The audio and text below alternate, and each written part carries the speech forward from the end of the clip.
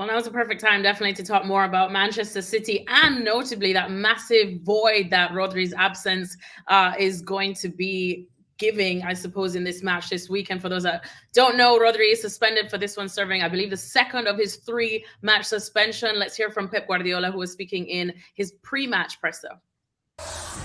Yeah, the teams are defined for the quality of your players and the team spirit, and the relation between them is much more important than any tactics that you can use, because when you have a good team spirit, a good relation between them, when you make a mistake defensively, the other one is going to help you and you're going to solve your problem. And we overestimate a lot of tactics, the systems and these kind of things, and the relations are so important.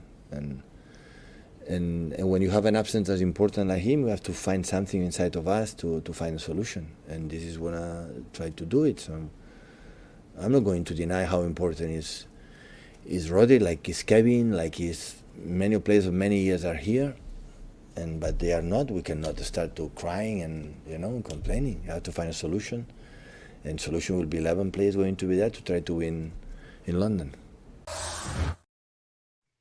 Stevie, no doubt that Rodri has been an absolute anchor for Manchester City in that midfield. It is a huge void, but let's be honest, Man City have the squad that's probably the envy of all the clubs in the world. He is definitely going to be a big miss, but City, how do you see them lining up without him? Personally, I would play John Stones in the middle of the park. I didn't particularly like Phillips and Kovacic together, and if Stones is fit, I would play Stones in there. I think they'll have a right solid back four. It'll be Walker, Diaz, Akanji, Edson. And the question really is what are they going to do in the middle of the park? For me, I would play Stones, I would play Phillips, and I'd play Foden in there as well. And you've got two guys who can take care of anything Arsenal are going to do on the break.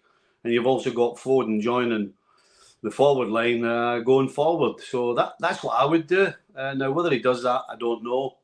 But as I said, I wasn't keen on the partnership of Phillips and Kovacic, certainly against Wolves. So I would change that. And that's the way I would go. I would go with Stones in the middle of the park and see how long he lasts. The big problem that City have got, it's obviously Rodri is a huge miss, but it's compounded by the fact that by the guy who they brought in to be his backup, Calvin Phillips. Pep Guardiola just doesn't trust him at all. He started 2 Premier League games, I think, since he arrived from Leeds, both of which were at the end of last season when the title was already won.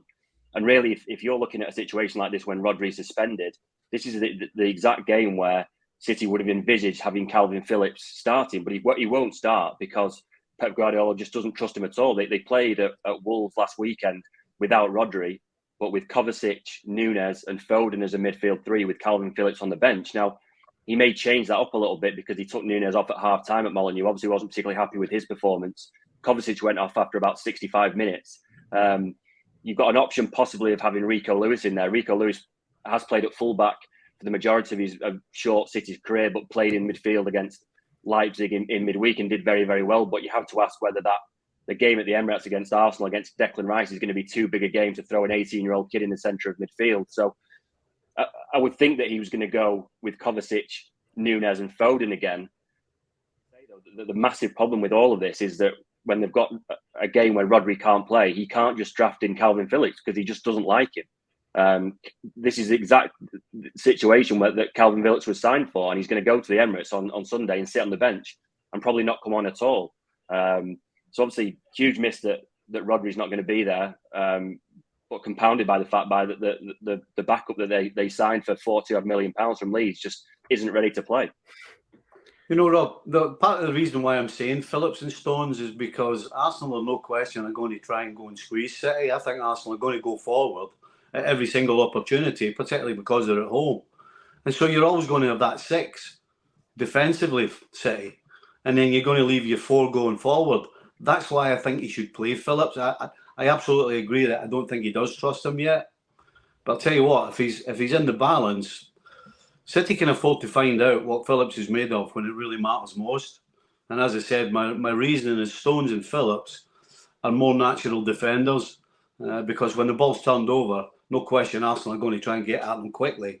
And so that's what, for me, makes the most sense. And you let the other four go forward, regardless of who they are. It is an irony, though, that, City obviously made a bid for Declan Rice. They tried to get Declan Rice this summer. It was a lower bid than Arsenal ended up agreeing the fee for Rice with West Ham. But, a sliding doors moment. Had it been different and Rodri had been suspended, Declan Rice could easily have been lining up for Man City against Arsenal this weekend. And, we wouldn't really be talking about Rodri quite so much as we are now, because they'd have a £100 million replacement for him. It's just one of those consequences of the transfer battle of the summer playing out as those two clubs meet head to head for the first time this season.